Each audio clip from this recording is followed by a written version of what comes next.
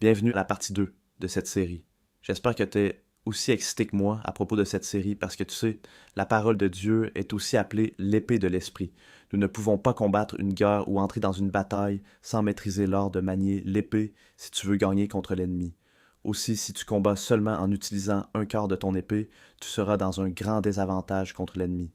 Dans cet enseignement, nous allons étudier l'épée de l'esprit ensemble, aussi appelée la parole de Dieu, aussi appelée le Messie Yeshua, et tu vas apprendre comment manier l'épée de l'esprit aujourd'hui en 2026. Dans la première partie de cette série, nous avons vu que la loi de Moïse et la loi de Dieu sont la même chose. Il n'y a pas une loi différente pour les gentils et Israël. Nous avons appris la différence entre commandement, jugement et précepte. Nous avons passé en revue quelques lois qui s'appliquent encore à ce jour. Nous avons vu certaines lois qui ne s'appliquent vraiment pas, mais qui gardent encore de la valeur. Donc, juste pour poser le décor, encore une fois, j'aimerais adresser la fausse idée que les lois de l'Ancien Testament sont seulement pour Israël et les Juifs et que ce n'est pas pour ceux sous la Nouvelle Alliance. La seule mention de la Nouvelle Alliance mentionnée par nom explicitement dans l'Ancien Testament se trouve ici, Jérémie 31, Voici, les jours viennent, dit le Seigneur, où je ferai une nouvelle alliance avec la maison d'Israël et avec la maison de Juda. Note que la nouvelle alliance est faite avec Israël et Juda, pas avec les gentils. Tu vois, le mot gentil signifie ceux qui ne sont pas sous une alliance avec Dieu. Dès que tu entres dans l'alliance avec le Dieu des Écritures, Yahweh, tu es appelé Israël. Israël signifie ceux qui luttent avec Dieu règnent avec Dieu. Dans le Nouveau Testament, nous voyons Paul donner plusieurs exemples de comment nous sommes maintenant la semence d'Abraham par la foi. La nouvelle alliance est pour Israël, et si tu es sous la nouvelle alliance, tu es un Israélite des derniers jours. La fausse idée que nous avons été libérés de la loi oppressive de Dieu par Christ vient principalement de Paul dans ses lettres. Oui, Paul. Le même Paul qui a écrit ceci ici. Romains 8, 6 à 7. Car être animé par la chair, c'est la mort, mais être animé par l'esprit, c'est la vie et la paix. Parce que la pensée de la chair est inimitié contre Dieu, car elle ne se soumet pas à la loi de Dieu, et en effet, elle ne le peut pas. Ainsi, ceux qui sont dans la chair ne peuvent plaire à Dieu. Tu vois, la chair est en inimitié contre la loi de Dieu. C'est ce que cela signifie, mourir à soi-même chaque jour et prendre sa croix. Cela signifie que nous devons laisser mourir nos désirs naturels qui sont basés dans l'illégalité et vivre par l'Esprit qui est la parole de Dieu. Maintenant, pour renforcer ce point, nous devons lire un autre passage de Paul, l'apôtre des gentils, qui explique ce même point, mais plus en profondeur. Romains 7, 21 à 25. Je trouve donc une loi. Quand je veux faire le bien, le mal est présent avec moi. Car je prends plaisir dans la loi de Dieu selon l'homme intérieur. Mais je vois une autre loi dans mes membres, combattant contre la loi de mon esprit, et me rendant captif de la loi du péché qui est dans mes membres. Misérable homme que je suis, qui me délivrera de ce corps de mort? Je rends grâce à Dieu par Yeshua Messie, notre Seigneur. Ainsi donc, moi-même avec l'esprit, je sers la loi de Dieu, mais avec la chair, la loi du péché. Nous, chrétiens, sommes vraiment censés garder la loi de Dieu. Notre nature pécheresse ne veut pas obéir à la loi de Dieu, mais une fois que nous crucifions notre chair et marchons dans l'esprit, nous, tout comme Paul, prenons plaisir dans la loi de Dieu. Et comme nous l'avons vu dans la partie 1 de cette série, la loi de Dieu se trouve dans la Torah, les livres que Moïse a écrits.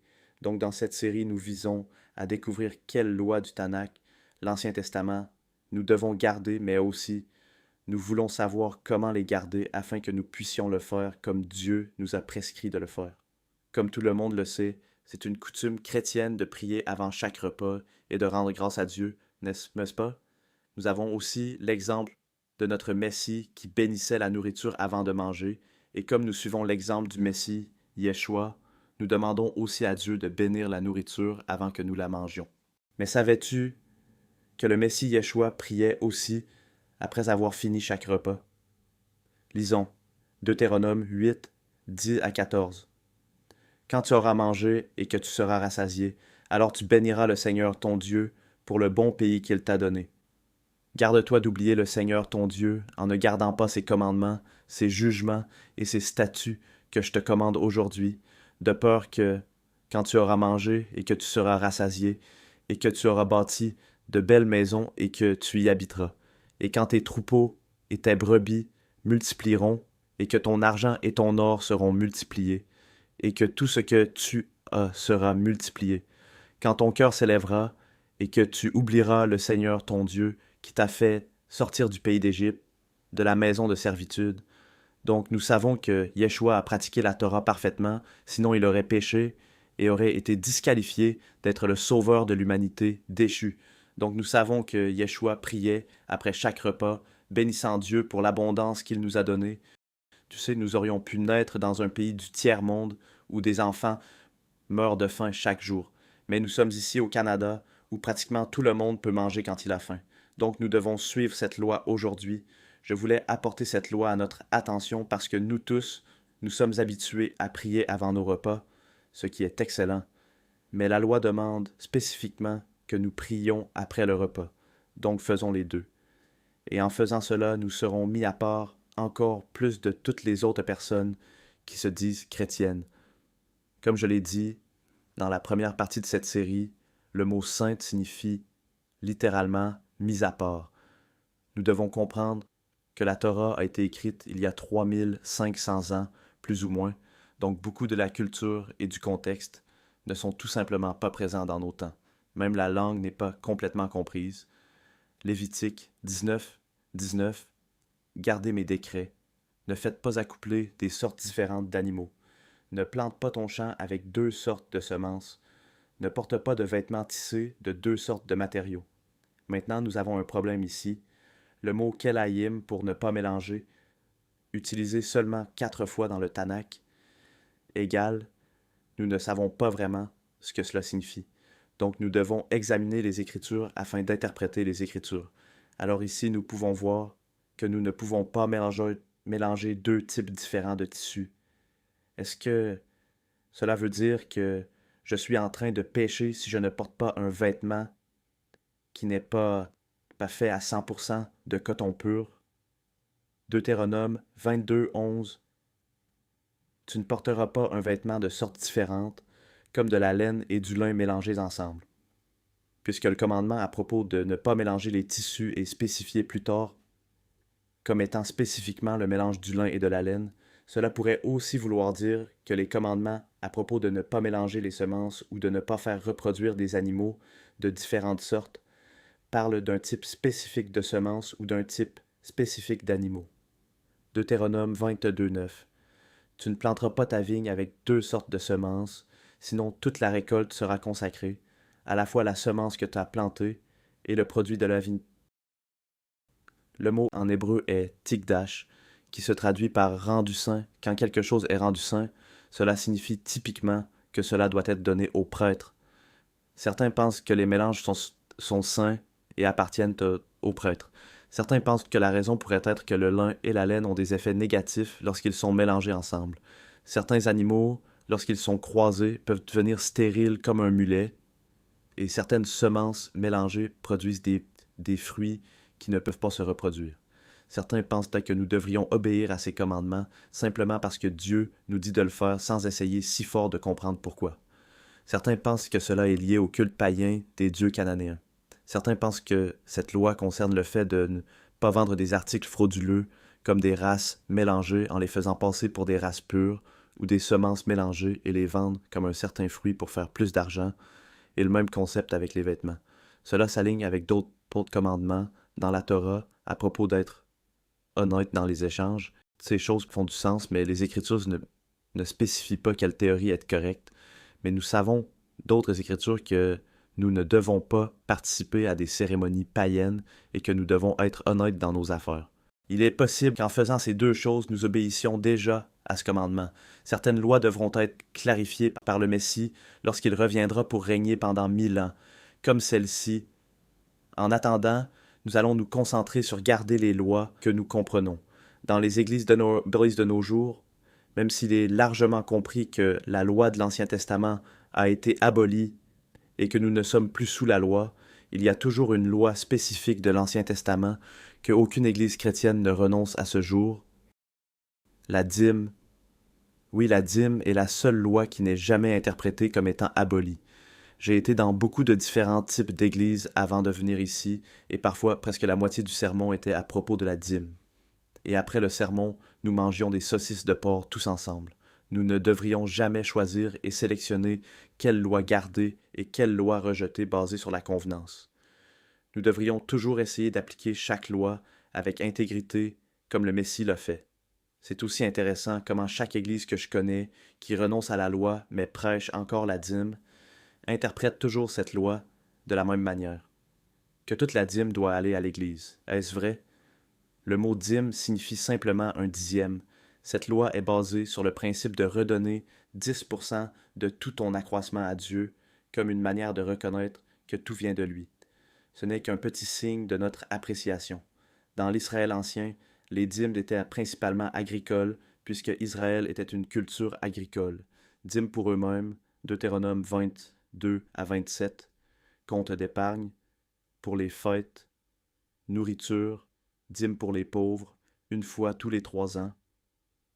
Deutéronome 14, 28 à 29, les Lévites donnent la dîme aux prêtres, nombre 18, 25 à 32. Dîmes pour le Lévite, nombre 18, 21. Les dîmes pour les Lévites servaient à permettre aux Lévites de servir dans le temple et d'avoir toujours quelque chose à manger, puisque les Lévites ne devaient avoir aucun héritage. Donc, au lieu de faire de l'agriculture, les Lévites pouvaient se concentrer sur leur travail saint. Les Lévites étaient des Israélites de la tribu de Lévi qui assistaient les prêtres, et certains d'entre eux, les fils d'Aaron, étaient les prêtres. Puisqu'ils n'avaient pas de terre pour cultiver des récoltes, aucun héritage, ils étaient nourris avec une dîme. Les Lévites dirigeaient le service du tabernacle, nombre 1, 50 à 53, enseignaient les Écritures à Israël, Deutéronome 33, 10. Musiciens et surveillants, 2e Chronique 34, 12 à 13, autres ministères allant de l'entretien du temple aux réparations et aux rites de purification, comme pour la lèpre, 2 Chroniques 24/Deutéronome 24, 8, servaient dans les tribunaux pour résoudre les disputes, Deutéronome 17, 8 à 13. Donc même si la prêtrise lévitique et le temple ne sont pas actifs aujourd'hui, cette loi garde encore de la valeur en nous montrant comment nous devrions soutenir ceux qui nous nourrissent spirituellement. Techniquement, nous ne pouvons pas dire mots exactement comme cela est prescrit dans la Bible. Mais si nous disions « alors je ne vais pas appliquer cette loi du tout parce que je ne peux pas la garder exactement comme elle est prescrite dans l'Ancien Testament, alors tu devrais appliquer les mêmes standards à d'autres lois comme nos bien-aimées fêtes que nous ne pouvons pas garder exactement comme elles sont prescrites dans la loi. » Les dîmes étaient principalement utilisées pour soutenir les ministres de Dieu afin qu'ils puissent être une lumière pour les nations. Dieu a encore aujourd'hui beaucoup de ministres qui nourrissent les nations avec la parole de Dieu. Bien que personne ne soit sur la paix ici pour que ce ministère puisse survivre, il y a des coûts impliqués et donc le principe de la dîme s'applique encore très fortement ici. De plus, nous pouvons voir qu'il n'est pas interdit dans le Nouveau Testament pour les ministres spirituels de recevoir du soutien du peuple.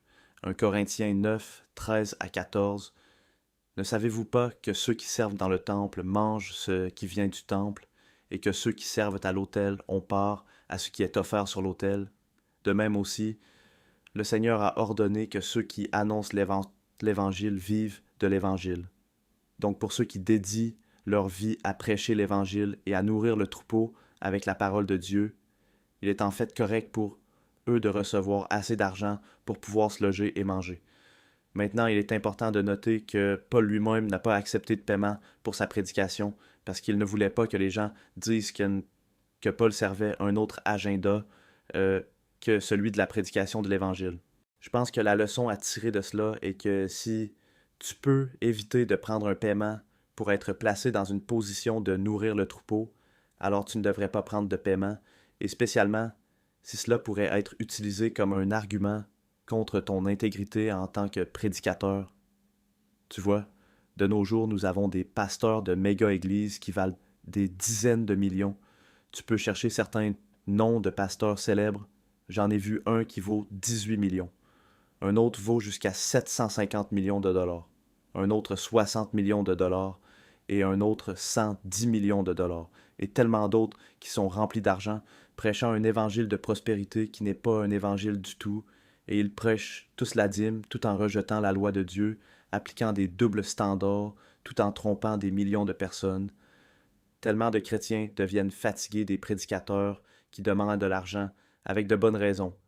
Matthieu 18, vous avez reçu gratuitement, donnez gratuitement. Tout comme dans le livre des Actes, Simon le magicien voulait acheter les dons de Dieu avec de l'argent, et Dieu a vu que cela était extrêmement mauvais. Le même concept s'applique à la doctrine du sème une semence. Dieu n'a pas besoin de ton argent. Le 10% est seulement une déclaration d'obéissance, mais ne t'attends pas à ce que Dieu te doive quoi que ce soit. La seule semence que nous devrions semer est l'Évangile. Pas des dons, en s'attendant à recevoir plus de Dieu ou d'un ministre. Ceci est une tactique de tromperie qui est utilisée pour tromper des millions de chrétiens. Et tristement, cela fonctionne. Tu sais, les faux enseignants vont sembler excellents 99% du temps. Ils vont prêcher ce qui semble être la vérité. Et même si cela peut l'être, il y a toujours ce 1% d'hérésie enseignée pour tromper le troupeau. C'est comme une horloge brisée qui donne la bonne heure, sauf que si tu la regardes attentivement, tu vas la surprendre, sauter 1 minute ici et là. C'est comme une tasse d'eau parfaitement bonne avec juste une minuscule goutte de poison dedans. Elle va quand même te tuer si tu la bois. Acte 3:6. Alors Pierre dit, « Je n'ai ni argent ni or, mais ce que j'ai, je te le donne. Au nom de Yeshua Messie de Nazareth, marche. » Tu connais les Écritures, elles nous disent en fait que l'amour de l'argent est la racine de tous les maux. Donc si tu veux tester le cœur de quelqu'un, tu pourrais vouloir observer s'il est avare. S'il accumule des richesses pour lui-même, s'il a de la difficulté à donner ce qu'il possède. Si c'est le cas, alors peut-être que cette personne ne devrait avoir aucune influence sur toi, et surtout pas comme leader spirituel. Nous sommes appelés à être saints comme notre Dieu qui, lui, est parfait dans toutes ses voies. Même si nous méritons la mort, il a fait un chemin pour que nous obtenions le salut et le pardon de nos péchés. De la même manière que Dieu est gracieux envers nous, il s'attend vraiment à ce que nous agissions de la même manière envers nos frères et sœurs. Lévitique 19, 11 à 17. Vous ne volerez point, vous ne tromperez point, et vous ne mentirez point les uns aux autres. Vous ne jurerez point faussement par mon nom, et tu ne profaneras point le nom de ton Dieu. Je suis le Seigneur. Tu n'opprimeras point ton prochain, et tu ne le dépouilleras point. Le salaire du mercenaire ne restera point chez toi jusqu'au matin. Tu ne maudiras point le sourd, et tu ne mettras point d'obstacle devant l'aveugle. Mais tu craindras ton Dieu. Je suis le Seigneur. Vous ne commettrez point d'injustice dans le jugement. Tu n'auras point égard à la personne du pauvre, et tu n'honoreras point la personne du grand, mais tu jugeras ton prochain selon la justice. Tu ne seras point colporteur parmi ton peuple. Tu ne t'élèveras point contre la vie de ton prochain. Je suis le Seigneur. Tu ne haïras point ton frère dans ton cœur. Tu reprendras franchement ton prochain, de peur que tu ne portes un péché à cause de lui. Tu sais, pour nous, ces lois semblent être du bon sens parce que notre société est supposément bâtie sur des valeurs judéo-chrétiennes, mais à l'époque où la loi a été créée il y a 3500 ans, la loi de Dieu était de loin la loi la plus supérieure moralement. Ces lois étaient supposées attirer les hommes justes des nations vers Israël, puisqu'il aurait une loi qui est attirante pour ceux qui veulent la paix et la prospérité. Nous savons par les Écritures qu'Israël n'a pas gardé ses lois, et le résultat fut dévastateur. Tu sais, quand le Messie a dit d'aimer nos ennemis, il ne voulait pas dire que nous devions ressentir quelque chose de positif envers nos ennemis, mais le mot aimer signifie faire du bien à nos ennemis. Tout le monde pense que ces paroles sont exclusives au Nouveau Testament, mais tu sais, ce n'est pas vrai. Yeshua faisait simplement développer des lois de l'Ancien Testament comme celle-ci. Exode 23, 5. Si tu vois l'âne de quelqu'un qui te est tombé sous sa charge, tu ne l'abandonneras pas. Tu l'aideras certainement avec lui. Tu sais, tellement de chrétiens ont été programmés à penser que le Messie Yeshua est venu nous donner une loi qui est supérieure à la loi de l'Ancien Testament. Par exemple, certains croient que Yeshua nous a donné de meilleurs principes comme pardonner nos ennemis et tendre l'autre joue. Maintenant, ce n'est pas vrai. Le Messie est seulement venu nous révéler la véritable essence de la loi. Vois par toi-même, Lévitique 19, 18, « Tu ne te vengeras point, et tu ne garderas point de rancune contre les enfants de ton peuple, mais tu aimeras ton prochain comme toi-même. Je suis Adonai. Nous avons tendance à regarder de haut la loi et les Israélites à cause de la manière dont ils sont tombés dans l'idolâtrie encore et encore, perdant la faveur de Dieu, puis se repentant juste pour retomber hors de la faveur de Dieu encore et encore. Mais tu devrais savoir que tous les ingrédients étaient en place pour que le peuple d'Israël inaugure une ère de paix et de prospérité et soit une lumière pour les nations, où les nations auraient rejoint Israël et auraient connu Dieu. Mais parce que la loi n'a pas été pratiquée correctement, au lieu d'être une lumière pour les nations, Israël a construit un mur de séparation entre eux et les nations. Mais ce n'était pas la volonté de Dieu. La loi est parfaite et quand elle est pratiquée correctement, nous recevons les bénédictions. Et c'est ce que le Messie, Yeshua, est venu faire. Il est venu nous montrer comment être juste et comment appliquer la loi. Maintenant, nous allons aborder une autre loi de l'Ancien Testament qui a besoin d'être clarifiée parce qu'elle a tellement souvent été exagérée. Dans certains cercles, il y a une compréhension disant que les cheeseburgers sans bacon sont interdits par la loi de Dieu. Eh bien, si c'est le cas, alors c'est fini pour moi. C'est le seul péché que je ne peux tout simplement pas m'empêcher d'arrêter de faire. Je plaisante, mais pour être sérieux, d'où vient cette loi? Deutéronome 14:20. Tu ne feras pas cuire un chevreau dans le lait de sa mère. Beaucoup de rabbins ont interprété ce verset comme signifiant l'interdiction de mélanger la viande avec un produit laitier. Maintenant, le problème avec cette interprétation est que le commandement parle spécifiquement du lait de la mère, pas seulement du lait en général. Aussi, le commandement désigne spécifiquement les chèvres et non pas d'autres animaux. Nous ne devons ni ajouter ni retrancher à la loi, comme nous l'avons vu dans Deutéronome 4:2. Donc nous ne devrions pas réinterpréter cette loi puisqu'elle est très spécifique.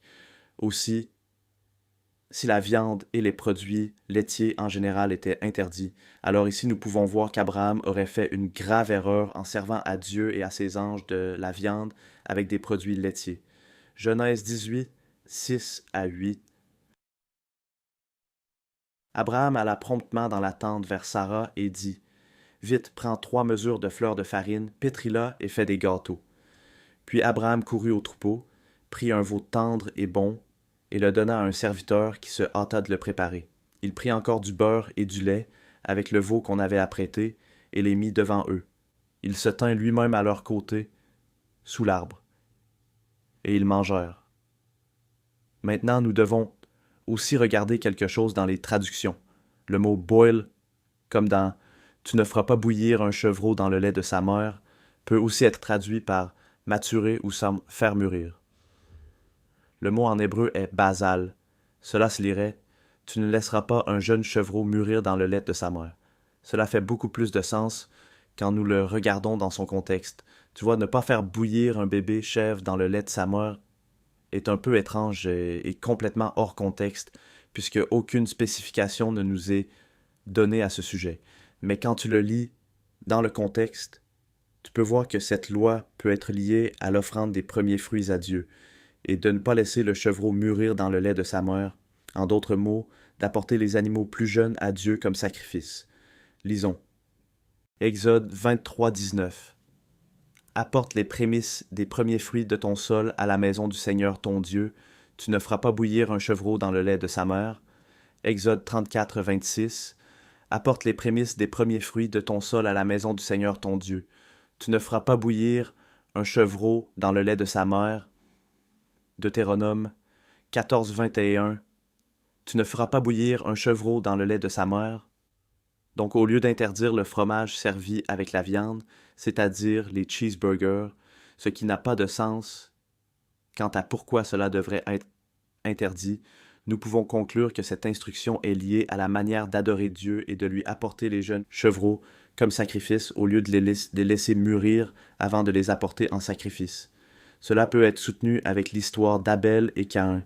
Caïn n'apportait pas le meilleur de ses récoltes pour être sacrifié, donc le sacrifice n'a pas été accepté par Dieu. Donc pour conclure sur ce sujet, il est raisonnable de conclure que les cheeseburgers sont cacheurs. Je veux juste préciser que cette instruction parle très probablement seulement du premier-né, puisqu'il est le premier fruit, et doit être offert à Dieu selon la loi, parce que si cela parlait de chaque bébé chèvre, alors il n'y aurait plus de chèvres pour se reproduire. Maintenant, je veux aborder une loi qui est parmi les plus controversées dans les églises chrétiennes. Les couples mariés ont-ils le droit de prévenir une grossesse selon la loi, alors que l'avortement est clairement restreint dans le 6e commandement? Tu ne tueras point. Beaucoup de couples mariés qui observent la Torah se demandent s'il est légal pour un couple d'utiliser des méthodes naturelles pour prévenir une grossesse. Cette incertitude vient de cette loi. C'est en fait la toute première loi dans toute la Bible. Genèse 1,28, Dieu les bénit, et Dieu leur dit, « Soyez féconds et multipliez. » Et aussi il y a ce texte ici, Genèse 38, 6 à 10, Judas prit une femme pour son premier-né, et son nom était Tamar. Mais premier-né de Juda, était méchant aux yeux du Seigneur, et le Seigneur le fit mourir. Alors Judas dit à Onan, « Va vers la femme de ton frère, accomplis envers elle ton devoir de beau-frère, et suscite une descendance à ton frère. » Mais Onan savait que la descendance ne serait pas à lui, et chaque fois qu'il allait vers la femme de son frère, il répandait sa semence à terre afin de ne pas donner de descendance à son frère. Ce qu'il faisait déplut au Seigneur, qui le fit mourir aussi. Donc si nous devons prendre ces passages tels qu'ils sont écrits, cela semble indiquer que c'est une loi d'avoir autant de bébés que possible, aussi longtemps que c'est possible. Beaucoup de dénominations chrétiennes, plus situées du côté extrémiste, en ont fait une loi de concevoir une fois par année jusqu'à ce que ce ne soit plus physiquement possible pour la femme. Est-ce vraiment ce que cette loi signifie? Être fécond et se multiplier pourrait vouloir dire beaucoup d'autres choses que d'avoir autant d'enfants que possible. Par exemple, Yeshua nous dit que tout arbre qui ne porte pas de fruits sera coupé et jeté au feu. Pourtant, personne n'interprète ce verset comme étant lié à la procréation. Mais tu diras, « Attends un peu, Fred, n'avons-nous pas lu que Dieu a vu ce qu'Onan a fait et Dieu a trouvé cela comme une abomination? Donc prévenir une grossesse est une abomination pour Dieu. » Je comprends pourquoi tu penserais cela, mais si c'était le cas, alors nous aurions reçu une loi à ce sujet dans la loi de Moïse. Pourtant, nous ne voyons aucune loi qui interdit à un couple marié de prévenir une grossesse. Au lieu de cela, ce que nous allons trouver est une loi comme celle-ci. Deutéronome 25:5. Si des frères demeurent ensemble et que l'un d'eux meurt sans avoir de fils, la femme du mort ne se mariera pas dehors avec un étranger. Le frère de son mari ira vers elle, la prendra pour femme et accomplira envers elle le devoir de beau-frère. Maintenant, tu vois, Dieu ne pensait pas que prévenir une grossesse était une abomination, mais ce qu'il considérait comme une abomination est spécifié dans cette loi ici, plus tard précisé dans la loi de Moïse. Onan ne voulait pas accomplir son devoir en tant que son nouveau mari, et donc il a été vu comme méchant aux yeux de Dieu. Alors est-il légal d'éviter une grossesse de manière naturelle? La réponse est, puisque ce n'est pas interdit dans la loi de Dieu, chacun devrait mettre cela en prière et voir ce qui est le mieux pour lui. Cependant, il serait mauvais de condamner un couple marié pour cela, puisque c'est plus une question d'opinion qu'une question de loi. C'est de cela que Paul parle quand il a dit ceci dans Romains 14, 1. Acceptez celui qui est faible dans la foi, mais non pour discuter des opinions. Tu vois, lorsque nous traitons avec la loi de Dieu, nous devons faire attention à ne pas argumenter au sujet de choses qui ne sont même pas dans la loi et en faire un sujet de dispute. Mais est-ce que Paul a inventé ce concept ou est-ce que Paul a pris ce concept de Dieu? Matthieu 15. Alors des pharisiens et des scribes vinrent de Jérusalem auprès de Yeshua et dirent « Pourquoi tes disciples transgressent-ils la tradition des anciens? Car ils ne font pas le lavage rituel des mains quand ils mangent du pain. » Et répondant, il leur dit « Et vous, pourquoi transgressez-vous le commandement de Dieu à cause de votre tradition? » Yeshua a réprimandé les pharisiens et les scribes parce que la loi du lavage rituel des mains ne se trouve nulle part dans la loi de Dieu. C'est une tradition humaine qui vient des anciens, aussi connue aujourd'hui comme le Talmud. Yeshua n'est pas venu abolir la loi, il est venu nous montrer comment la pratiquer justement et argumenter au sujet de choses qui ne sont pas interdites par la loi de Dieu ou élever les traditions des hommes au même niveau que la loi de Dieu, est très insultant pour Dieu et doit être évité. Tu vois, en 2024, nous vivons dans une ère du christianisme qui a été façonnée par l'Église catholique pendant environ 1700 ans, en pensant que la loi de Dieu n'est plus valide, tandis que beaucoup de commandements d'hommes ont été élevés au niveau de la loi de Dieu alors qu'ils n'ont rien à voir avec les Écritures ou avec Dieu. En français ici, si nous disons calice, c'est considéré comme un juron. C'est parce que le calice est la coupe en or qui est utilisée dans les services de l'Église catholique. Cependant, nulle part dans la loi de Dieu, il n'est interdit de dire le mot calice. En fait, si tu regardes cela de plus près, le calice est lié au culte païen de la fertilité, puisqu'il ressemble à la zone reproductive de la femme. L'Église catholique transgresse en réalité la loi en utilisant cet objet comme un objet d'adoration. Lisons. Deutéronome 12.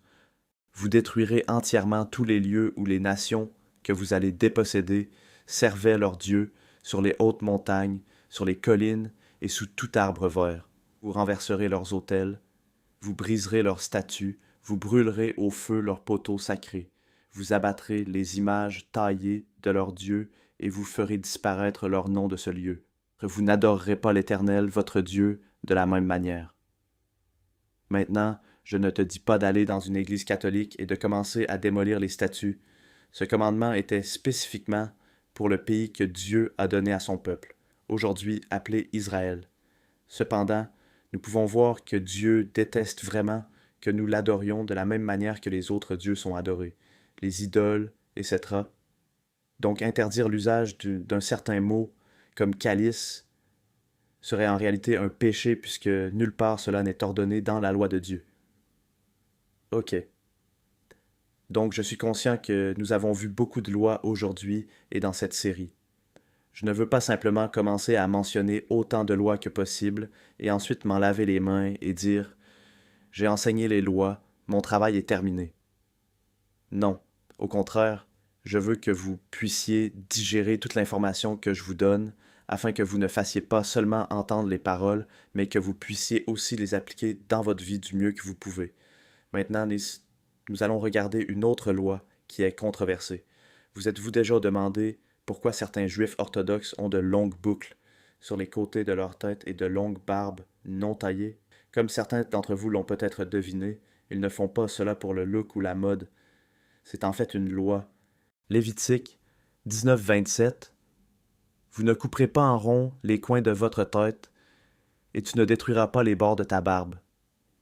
Donc, après avoir lu cela, il semble très clair que les hommes ne devraient pas couper les cheveux sur les côtés de leur tête ou tailler leur barbe.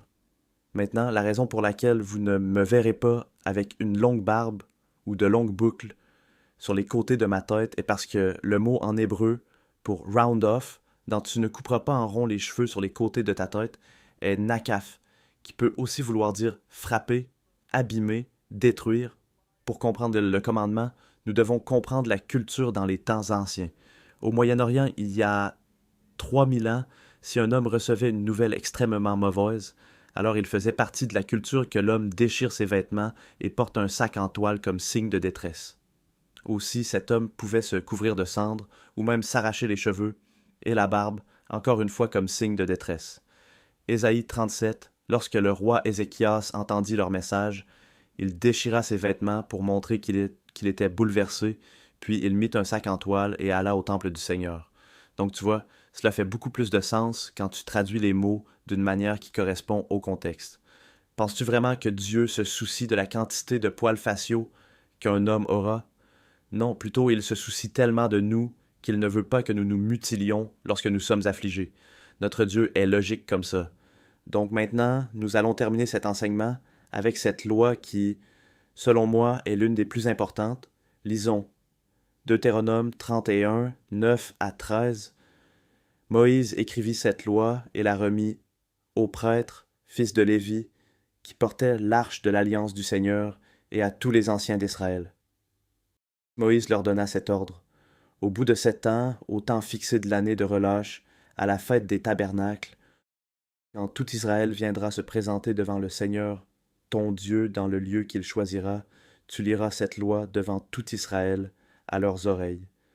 Tu rassembleras le peuple, les hommes, les femmes, les enfants, et l'étranger qui sera dans tes portes, afin qu'il entende, qu'il apprenne à craindre le Seigneur votre Dieu, et qu'ils prennent garde à mettre en pratique toutes les paroles de cette loi, et leurs enfants, qui ne la connaissent pas, l'entendront et apprendront à craindre le Seigneur votre Dieu, tout le temps que vous vivrez dans le pays dont vous allez prendre possession en passant le Jourdain. Donc, juste parce que nous ne pouvons pas garder cette loi exactement comme elle est prescrite, le concept est très clair. Tous les 7 ans, nous ne devrions pas seulement lire la Torah pour nous-mêmes, mais nous devrions aussi l'enseigner à nos enfants une fois tous les 7 ans. C'est un commandement de Dieu. Maintenant, si tu me demandes, tout le monde devrait lire la Torah, non pas une fois tous les 7 ans, mais 7 fois par année. Mais sérieusement, nous vivons à une époque où nous avons accès aux Écritures comme jamais auparavant. Nous pouvons aller étudier l'hébreu original et comparer les traductions très facilement. Nous pouvons aller dans le grec et étudier le Nouveau Testament. Nous n'avons aucune excuse. Nous devrions tous travailler très fort pour étudier les Écritures encore plus que n'importe quel ancien hébreu. Si nous aimons Dieu, alors cela va de soi que nous devrions aimer sa parole, et si nous aimons sa parole, nous voudrons la garder, et si nous voulons la garder, nous devons la connaître, et pour la connaître, nous devons l'étudier. Donc cette loi ici nous indique que nous devrions lire la Torah une fois tous les 7 ans et l'enseigner à nos enfants une fois tous les 7 ans. Le concept est encore très présent. Puis-je te demander, combien de temps cela fait-il depuis que tu as lu la Torah? Est-ce que cela fait plus de 7 ans? Donc pour finir, je veux encourager tous ceux qui n'ont pas lu la Torah récemment à aller la lire